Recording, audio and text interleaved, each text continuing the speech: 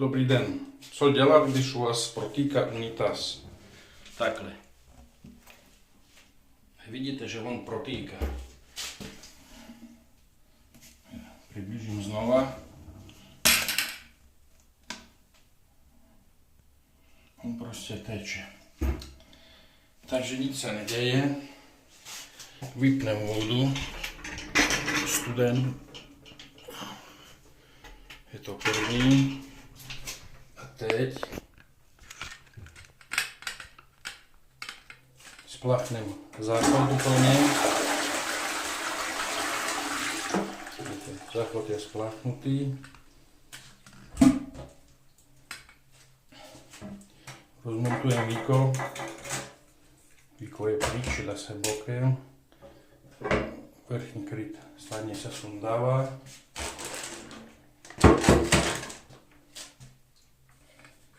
Teď to musím blíž ukázat, jak co budu dělat.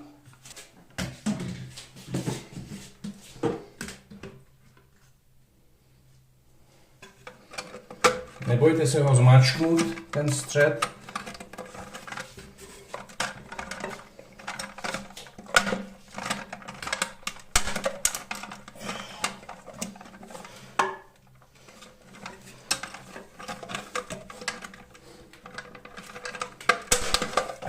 A je sunda.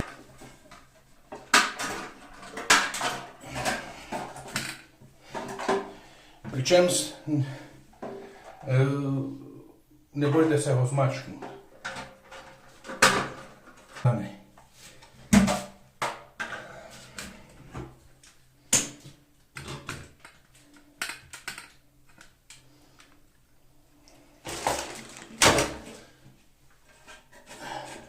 Snadně vytáčíme vložku. Snadně vytáčí se vložka, tady podložka, tu už nebudeme potřebovat. Bereme nový střed, nový kupený.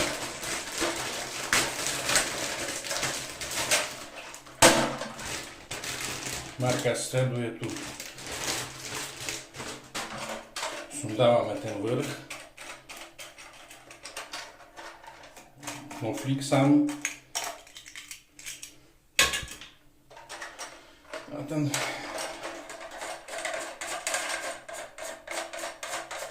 to nebudeme potřebovat, jen toto. Tak, je to tu s vložkou, aby byla vložka 5 cm silná.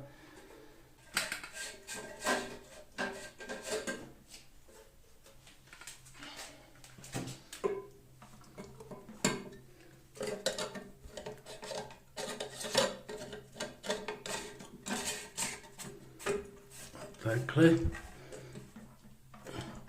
na doraz.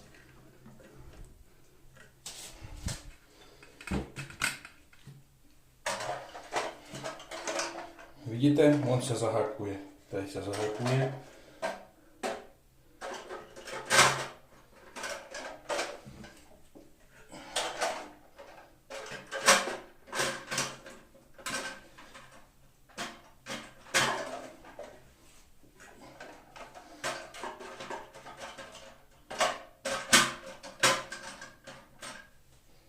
No, teď zkusíme.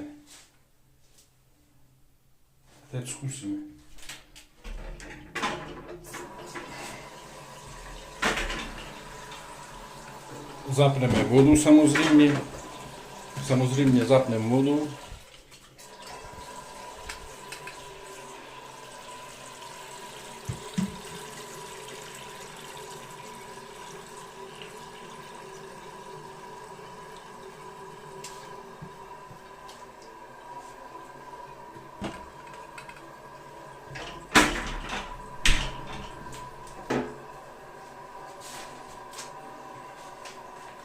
Jak dá se vidět,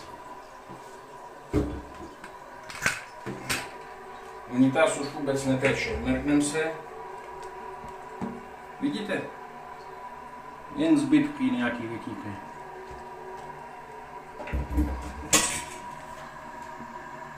Jinak nic už neteče, jak předtím teklo.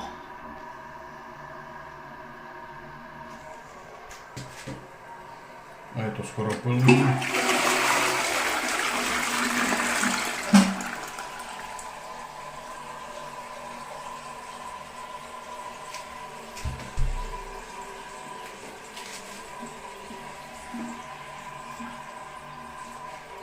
Ještě jednou test.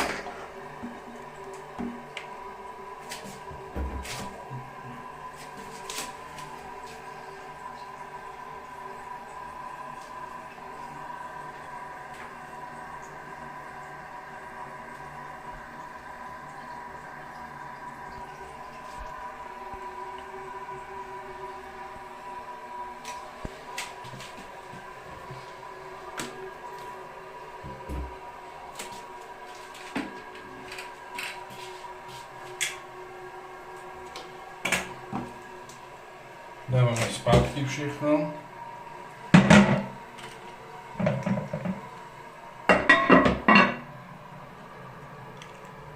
Čudlík se tady nastavuje. Takhle.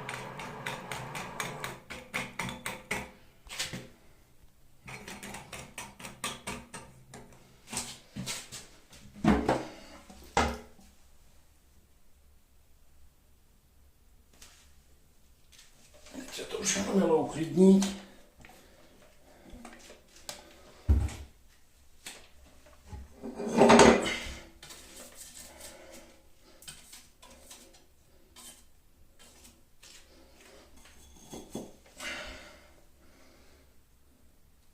A jak vidíte, nic neteče.